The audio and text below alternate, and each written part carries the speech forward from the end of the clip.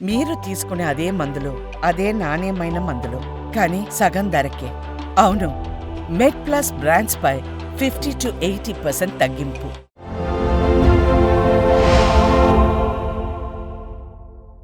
మీరు ఈ minimally invasive surgeries మీరు పెట్టిన పేరు. సో మీరు ఆ విభాగంలో ఎన్నో కొత్త విధానాలకు తెరలేపారు. సో గత 15 సంవత్సరాలుగా ఈ విధానాల్లో ఎలాంటి మార్పులు వచ్చాయి, ఎలాంటి అభివృద్ధి జరుగుతుంది, నెక్స్ట్ వచ్చే 10 years లో ఎలాంటి మార్పు మనం ఎక్స్పెక్ట్ చేయొచ్చు?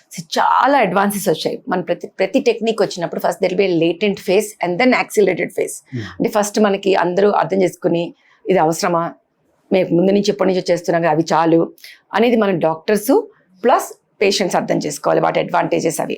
నెక్స్ట్ లెర్నింగ్ కర్వ్ ఉంటుంది, అంటే డాక్టర్స్ నేర్చుకోవడానికి మనకు టైం పడుతుంది, ఎక్స్పర్టీస్ రావడానికి. దెన్ మనం పేషెంట్స్ కూడా ఆ లోపల అవగాహన వస్తుంది. దాని తర్వాత అందరూ యూజ్ చేయడం మొదలెడతారు, దాని అవుట్కమ్స్ అందరూ they will take it as a NAM, then it becomes NAM.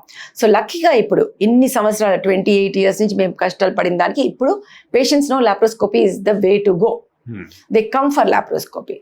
Now robotics is in that phase. Robotics start అయింది ఇంకొంచెం extra ప్రెసిషన్కి.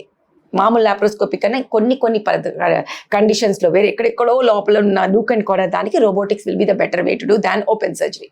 Open surgery should be the last thing to be done because complication rates, infection rates, hernia rates అవన్నీ చాలా ఎక్కువగా ఉంటుంది.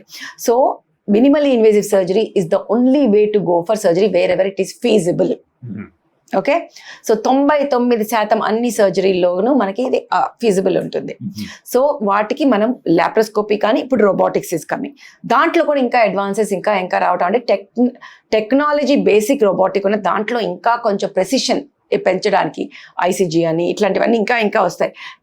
రోబస్ట్గా ఉన్న robotics మెషిన్స్ని ఇంకా చిన్నగా స్లీక్గా చేయటం, ఇంకా తక్కువగా ఎట్లా మినిమల్లీ ఇన్వేసివ్ చేయొచ్చు, అట్లా టెక్నిక్స్ అన్ని కూడా ఇవాల్వ్ అవుతూ ఉన్నాయి.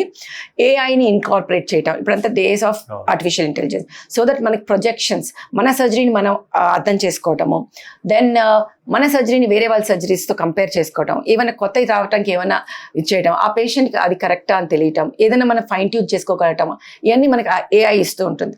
సో దాన్ని బట్టి మనం ఇంకా ఫ్యూచర్లో ఇంకా best outcomes. So there are only 2 rules: safety of the patient, comfort of the surgeon. ఆ రెండింటిని తీసుకుంటూ మనం ముందుకు వెళ్ళి ఇంకా ప్రెసిషన్తో, ఫ్లెక్సిబిలిటీతో అండ్ డెక్స్టరిటీతో మనం సర్జరీస్ చేయడానికి చాలా టెక్నిక్స్ వస్తూ ఉంటాయి. వాటిని మనం తీసుకుని ముందుకు వెళ్ళాల్సిన అవసరం ఎంతైనా ఉంది.